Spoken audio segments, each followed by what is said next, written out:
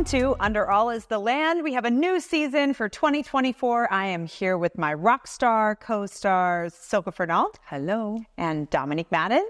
Hello. I love that I'm a co-star and not just a co-host. That was great. We're in our star era. There you go. And I'm your main star. Okay, let's try that again. I'm the host. And I'm the host. Okay, I'm about to. I loved it. That's what I was trying to do. But then I was like, do I say host or co-star? I love it. Okay, fine. And I'm your host, Courtney Poulos, broker owner of ACME Real Estate. Welcome, ladies. Well, hi. How about that 2024? Started with a bang, continuing with the word fart. That is true. Yeah. Well, we have some exciting stuff going on at ACME. We launched our new website and we've launched in-house design firm Performa, which is super exciting. Yes. Very exciting. And we're sitting in Performa's first big project. Yes. Right now. 4121 Clayton Avenue in Los Feliz, Franklin Hills. And it is so gorgeous. We're excited to give you a home tour as bonus content for this episode. But I did go to Inman in January and wanted to just give some industry updates for this episode. Are y'all down? Yeah, what did you learn? I want to hear some of your feedback too, because some of this stuff is game-changing. You know me, I love a rebel story.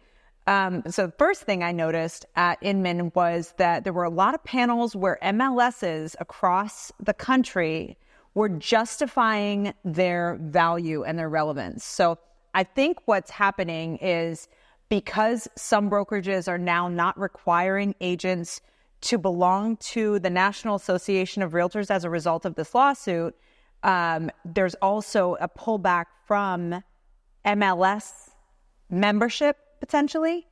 And just to clarify for viewers who don't know what an MLS is, it's a multiple listing service, which is where all of the listings that you see on Redfin, Zillow, all of those syndicate sites are first posted by agents. Right. And so the whole point of the MLS is for listing agents to offer a cooperating commission to the buyer's agent.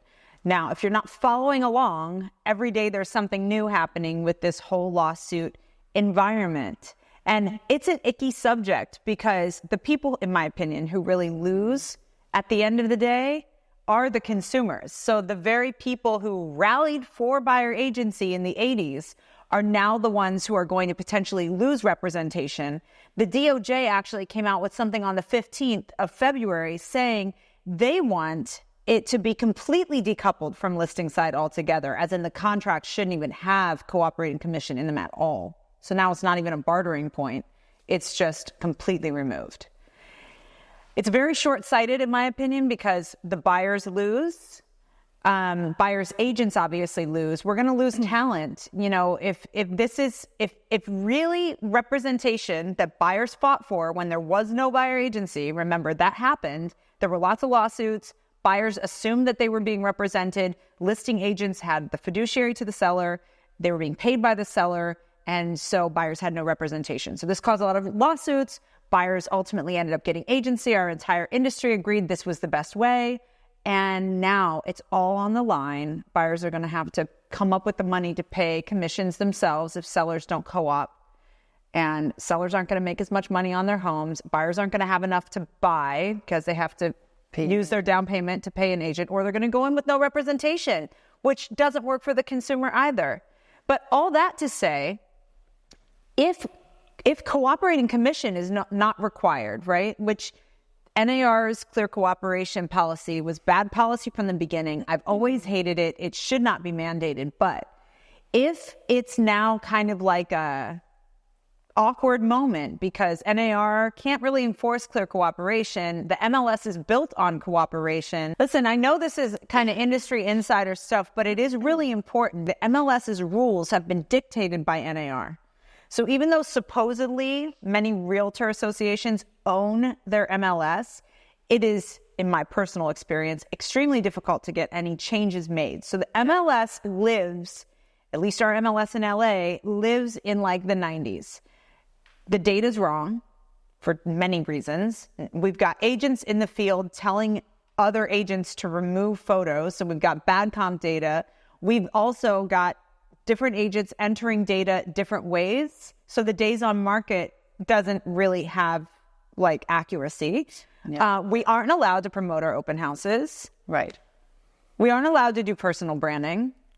So in a way, don't you think it's time for a new alternative? We've been yelling at the MLS for all these years and they just don't seem to want to make any changes. What do you think? For sure. I think that, something we talked about earlier was a lack of transparency and the fact that that's a big issue right now. Like, whenever buyers reach out to people on Zillow and Redfin, they think that they're getting the listing agent, but they're going to someone who's paying for marketing or someone who's an actual like hired agent with Redfin, but not the listing agent, and part of that reason is because we can't brand ourselves in our marketing text. We can't put our phone number in there, our email, tell you who to actually contact. And frankly, I think that that's something that the MLS should be lobbying for the agents who are paying them to host their listing. Thank you. Well, that's exactly the reason why they're not doing it, I think, because Redfin and Zillow could have some deal with them. Well, they've definitely every found time a loophole. Yeah. If you put your information in, you get a warning. Yeah. If you put your information, let's just think about this for a second. Dominique had an open house which was canceled due to rain. Now, how are you going to communicate that to the public except by putting it in the public remarks? And we got a warning for that. It's against the policies to put any open house information. Now, when I went to them a few years ago and said, why? They said it's for the safety and security of the homeowner. And I'm like, that doesn't make sense anymore because we're in an aggregated environment where open houses are on Redfin, open houses are on Zillow. P.S. I'm paid by the seller to promote this listing. Mm-hmm. So why are you, my MLS that I pay for, why are you handicapping me? Right. Yeah, that's exactly what it's ridiculous. It doesn't make sense that protects the owner, because if I'm the owner, I want someone to reach out direct into the person that knows the most about my property, which would be my agent. Yes, that doesn't make sense. Right. Same with the branding. It's like ACME has such a reputation for extraordinary marketing and branding. If my seller chooses me to be the agent, why would you handicap me doing branded virtual tours and branded marketing that goes out to the public? Doing what you've been paid to do because you do it the best. Exactly. So there's a conflict of interest somewhere. Yeah, it's like, they said they didn't want unrepresented buyers to go directly to the listing agent. That's what the MLS said when I brought that up a few years ago. And I said, then those buyers need to have buyer agency agreements like we do, because then there's no risk. Mm-hmm. And they said, yeah, but most buyers don't sign buyer agents. And I said, then they're not the actual client of the agent. This is not rocket science. Mm-hmm. This is an old school system that does no longer serve the modern environment for selling real estate that we are currently in. Yeah. I don't think that it's going to be the way that it operates for much longer either, because now, without there being a requirement for buyer agency compensation, now there's going to have to be buyer representation agreements, because the agents are going to have to pre-negotiate the terms with the buyer ahead of time in case there's not a cooperating commission offered. Right. And that's just what it's going to be, because, buyer agents, they do a lot of work. I know. You might be working with someone for 2 years. Let's talk about that. Until the deal closes. So you're showing them property. You're on the phone with the mom. You're going through the contract word for word with the dad from Oklahoma. You're answering the phone in the middle of the night when they don't know if they want to move forward or not, want to talk it through. You're attending the inspections. You're negotiating the request for repairs. You're showing up with the contractor to make sure the repairs are done. You're following up with the lender. You're following up with escrow. You're helping them jump hurdles throughout the entire process. And you might be going through multiple escrows, And imagine, it's not guaranteed that any particular escrow will stick in, so sometimes you're going through an entire process just for it to fall out and have to restart the process. Yep. And, it's a real... And imagine that piece being removed now from the buyers. That is so much protection. Exactly. That's an important thing too.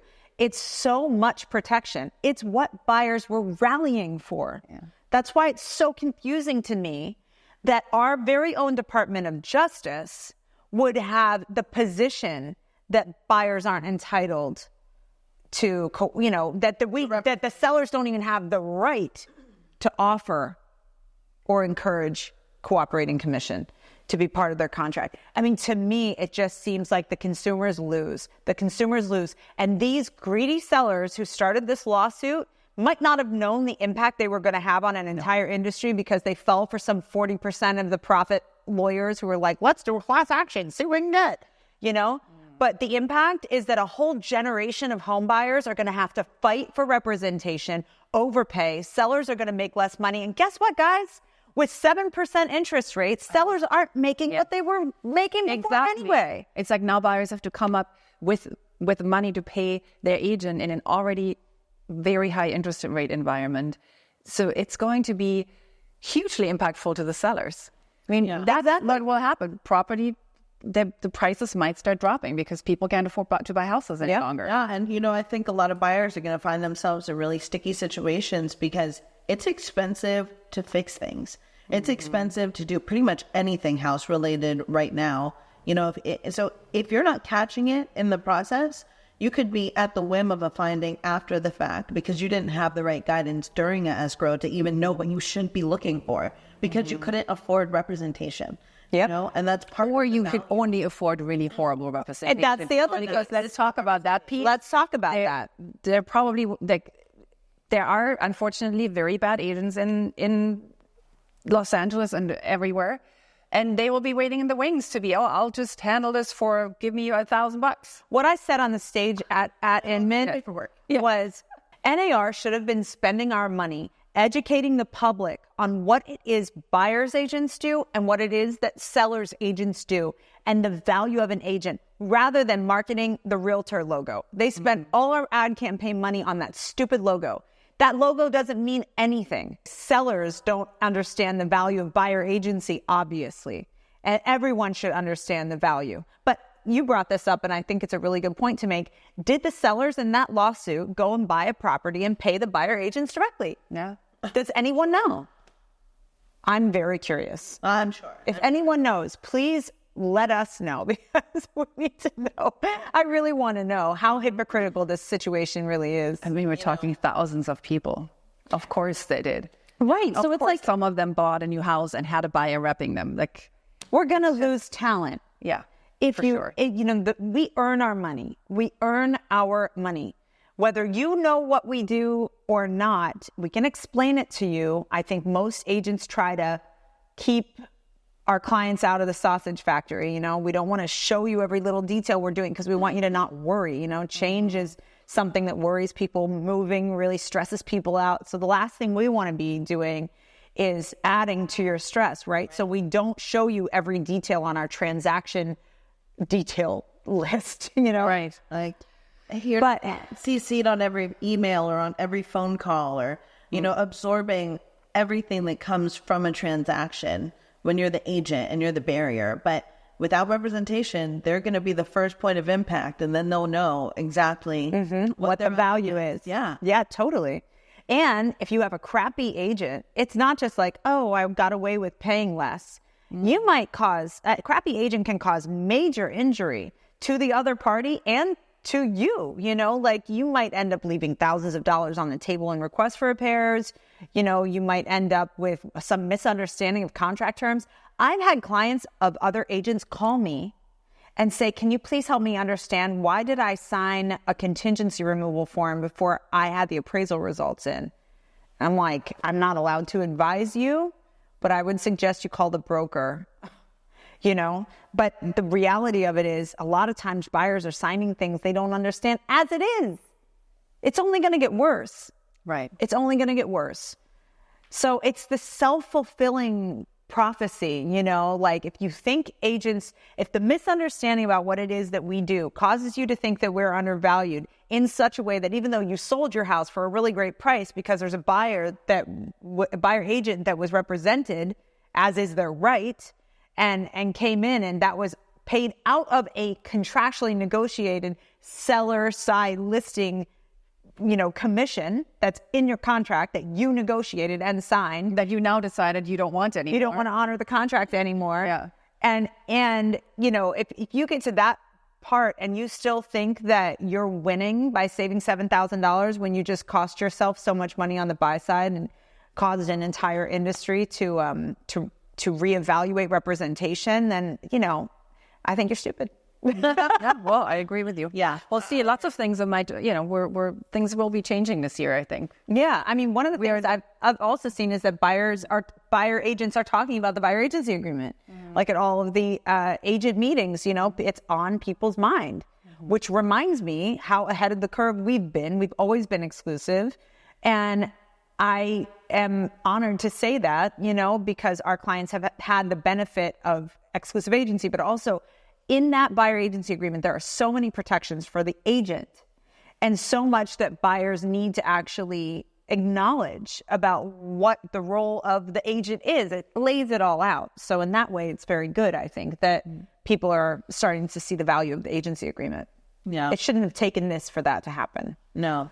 One question that comes up for me, though, is what is the level of agency that is common in the state that this lawsuit was in? Missouri. Was it Missouri? I think so, right? There was something in Nebraska. I mean, now it's California. Just yesterday, CAR got a copycat lawsuit. Yeah. Well, it's just interesting because I was talking to Nikki, our niece who does real estate in Pennsylvania. And apparently in Pennsylvania, agents aren't supposed to attend inspections. What? I know. What are they supposed to do? Because of the potential liability. I'm like, what? What? Yeah. That doesn't make any sense. Exactly. Like, you should be there to hear the summary, but they don't want them to influence anything. I'm like, that does not make sense. But, here it's like our level of service it's full service. So we're at every appointment. From state to state, it's different. Interesting. Appraisal. But it'll be interesting with all of the litigiousness that's happening and the lawsuits over what seems to be like frivolous things, like buyer agency. Yeah. Thank you. It's just, I wonder how much more change we're going to see in the next couple of years on what our role is, what we're, what we could be liable for, or what we, what I mean? Yeah.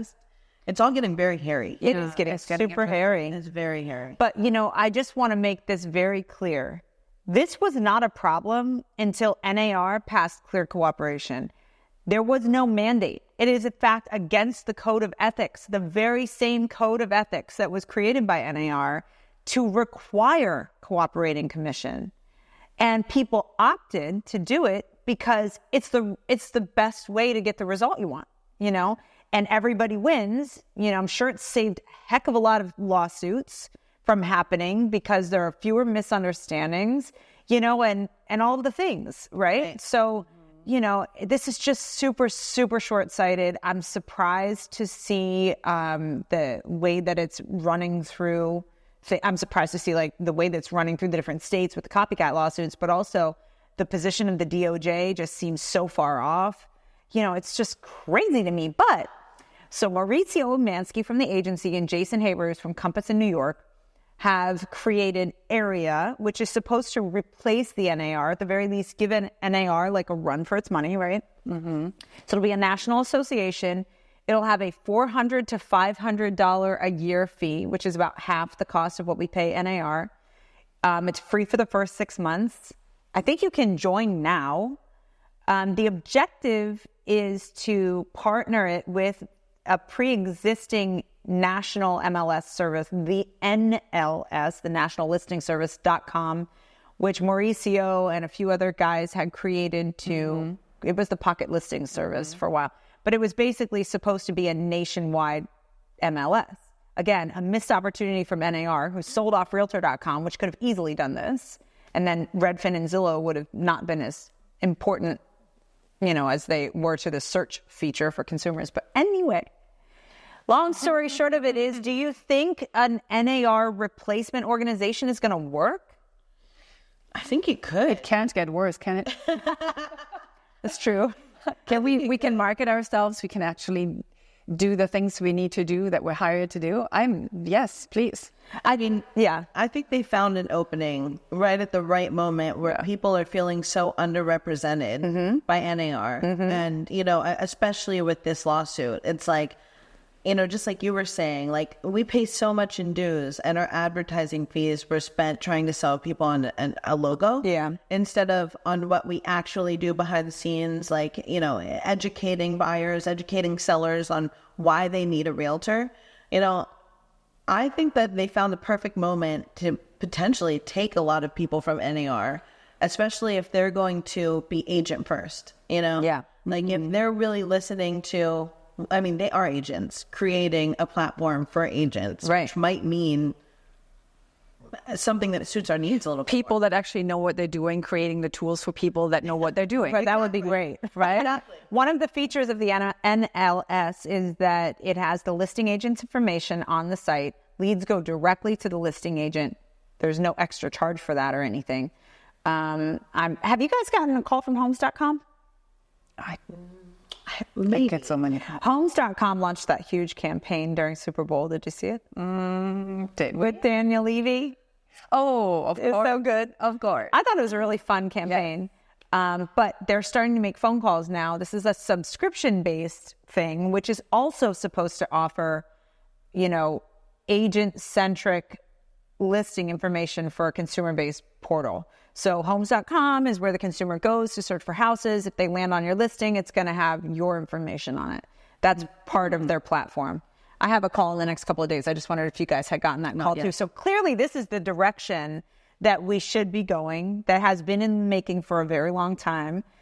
There's also no cooperating requirement. So you don't have to offer a buy-side commission, which has always, prior to clear cooperation, been the case. So, you know, there are people who want to do pocket listings. It's not against the law, you know. But unfortunately, with clear cooperation's little side piece, exception for big brokerages, basically, anybody under a particular broker, you could have a whole entire state that has access to off markets. They created like in-house MLSs, which doesn't serve the consumer, in my opinion, but they've used it as a marketing tool. Oh, we have these exclusive listings, you know, so it completely defeated the point of mandatory entry anyway. And they knew it, and it's been brought to their attention a billion times, and they don't care.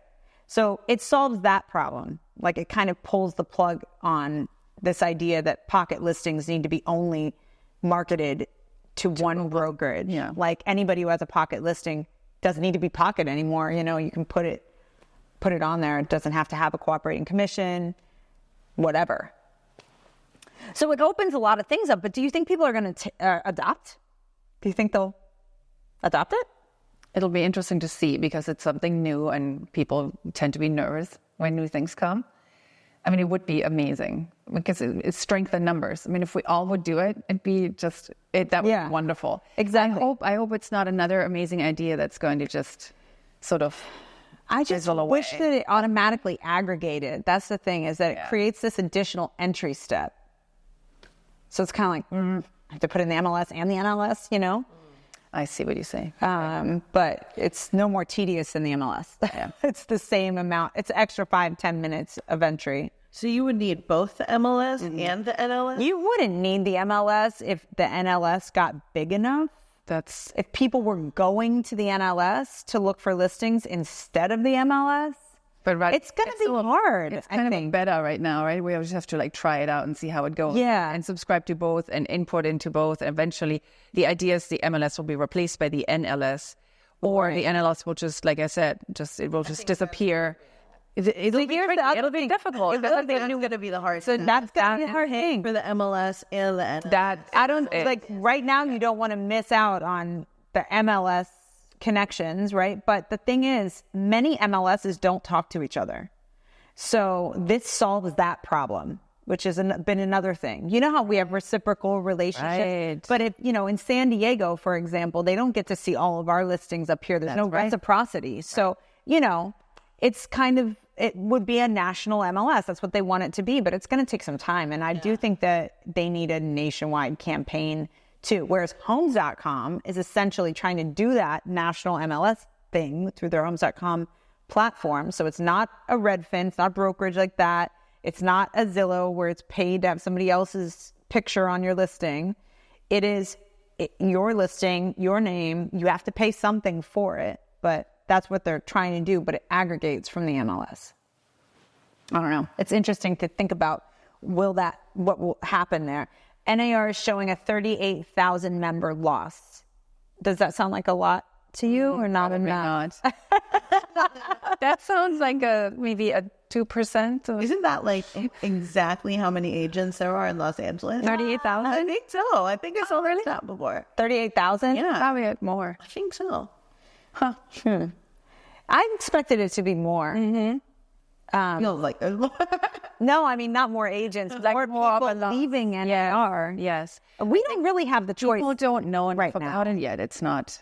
Yeah, it's still in that there. And you get so many tools out of the association, you know, that people utilize like every day if you're an active agent. Yeah. It'll be tricky. A hard departure. You have to have a plan first. I have to say, the hardworking people at the state level, you got to respect, you know, the work that they do. I mean, they're keeping us updated. Like, for example, these new flipper rules. So let's talk about some new laws for 2024.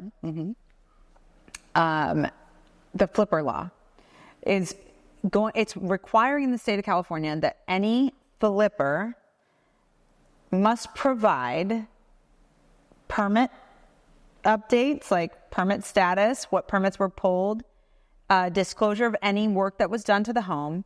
And for any work that was done to the home that's $500 or more, they have to provide a list of the name and phone number of the people who worked on the home. Discuss. I love this. Why? I love this because it's transparency to the consumer. You buy a renovated house, and we all know there's a array of different quality in finishes and execution of work, and let's just say this: if you, it just gives the bad flippers no longer an excuse to do bad flips, because they will have to provide. First of all, you have to pull permits, but you don't have to pull the permit, but you have to be able to provide it or say I didn't pull one. Right. You don't have to pull it, but you still have to. Well, I mean, correct? You at least have to disclose. Listen, I mean, there are things in the county and in the city that say if you're doing this piece of work, you're supposed to pull the permit. I think so. I think anything 500 or more is supposed to have a permit, which would be everything you do and touch. But okay, let's just say the consumer will now get the contractor, handyman, whoever touched the house and did whatever to the house, they will get their information. So when you move in and 2 days later, your dishwasher breaks, or, well, that would be a warranty, but 2 days later, the water that stops coming out of the sink because something got clogged, like you have a phone number to call. And it takes the pressure off of us, because for now we get all these calls. Oh my God. Every time it rains, I hold my breath. Yeah. We'll call today. It's so bad. It is just like, it will take the pressure off. It will hopefully incentivize, or it will hopefully make sellers and flippers feel more accountable for what they actually output and put more thought into their product, because there's a consequence now. Yeah. And I really like that. So. Yeah, I'm aligned on that. I'm not mad at it. I think that flippers will be mad at it. I think that, I mean, especially some flippers. Right. Well, yeah. Especially the ones who are using, like, you know, handymen and just kind of randoms to do things that really specialists should be doing. Yeah. And, you know, great. Because we hate to encounter those anyway. Yeah. It's very frustrating Yeah. to walk into a house that started out with great bones and then find crappy work and floorboards that are an inch separated and, like, you know, just crappy work. You know? So the fact that now they have to give a list of the people who did it, bravo. Like, I'm so happy about that. Like, I hate bureaucracy, but on the same note, I can't stand how people are so, you know, able to They get away with so much. things. They Get away with everything. And it sucks, because the people who deal with that on the other end are the buyers and the agent. Oh my gosh. The after effect. Almost every deal that I've closed in the past month, I'd say, has had some repair drama. Like, things weren't done, things weren't completed, misunderstood, or a contractor said it was done, it's not done, or there's damage after the fact, or whatever. It is a great source of drama in our transactions. So, I think it's great too. I think it's great. Silke convinced me. I wasn't convinced at first. I thought, oh boy, here we go. But it's true. We're usually on the other end of that phone call. Why didn't the inspector, catch this? And then can you call the seller's agent and get the information for who did the HVAC? And then the seller is not picking up the phone, or the seller won't give us the info, or doesn't respond to the text messages. And it's like, And frankly, we usually ask in the repair request phase for all the contact information. And then they, sometimes you get this like, well, we are not going to be providing it. And then the buyer wants the house anyway, and they move forward. So for now, if it's a law, it's like, well, you can't really counter that term. It will be, you have to provide it by law. And that is just transparency, consumer protection. And all the good flippers that are already doing those things will feel vindicated. Like they will feel, it'll be so great. It's good We've for already the good been doing people. this. Awesome. Yeah. And then finally, the thing I didn't know existed, I'll admit it, apparently silently kind of got through some civil code that says in the state of California, there is an expressed or implied warranty on fit and finish, not just for new construction, but also for renovation resale. So, if a buyer has a problem with a countertop or a cabinet or a hardware piece or something like that, this is not systems, it's just fit and finish, but there actually already is a built-in warranty. So sellers of renovation resale need to know that. For 1 year. Nobody knows that. Yeah, for 1 year. Usually if a buyer calls in 2 months and says, something's warping or something, the seller will say, listen, you had your inspections. You didn't catch that. It's not my job, Mm-hmm. So this is good because it does hold the sellers accountable again. So permit stuff used to be buyer side, buyer due diligence. Now it's part of seller disclosures. We love that. And the list, of course, is amazing. And now we know fit and finish 1 year. And that's not new, but new to me. I've never seen anybody include it, maybe because it's implied, but I've never seen it before at all. Yep. So where do you think the rest of the year is going to go? Are you a part of the election year that interest rates have to come down crew? Well, that's what I'm wishing for. Me too. Will they come down though? I don't know. The year started off so exciting and the interest rates did come down and then the brakes were put in again. Yeah, they really were. And now I didn't think that there was enough of a recession. Yeah. Let's just systematically break. Do you think it's that they want to break us down more so they can appear the heroes? So that people in power currently can get reelected? Do we think that's what it is? No. It wouldn't be surprising. That's what they do with gas prices. That is what they do. Re-election. Yeah. And so Andrew sent me over the Kellogg's CEO speaking about how this increase in stress on households is actually making their cereal sales go up. So definitely some people are winning. Okay, wait, what? Yeah. The Kellogg's CEO was like, woohoo! $20 breakfast. Right. Because you're like, so they need more sugar. And cereal is like one of the most unhealthy things you can even feed your kids. You can get cheap, unhealthy, genetically modified, loaded with high fructose. Terrible. Well, yeah, it's Poison. It's poisonous. Even the ones you don't think. It's dark. I look at the back of Cheerios. I'm like, oh my God. All the Cheerios are supposed to be heart healthy. Right. I know. It's shocking. There's a heart on the cover. In the back by the American Heart Association. Oh, man. They're in the packets of Kellogg's. Tell you what. But definitely there are people winning in this and people who are losing in this. And I think anytime it requires for the economy to be artificially tanked, they want more unemployment. They jack up the interest rates. So now there's stress on the real estate market. It's somebody's winning. I just don't feel like it's me or my clients. And I'm really hoping that turns around. So I think we should just do a manifestation right here, right now. Let's just envision those rates coming down, and hopefully we'll have a better update for you on the next episode of Under All Is the Land. Thank you for joining us today. We're going to take you on a little house tour of Clayton next.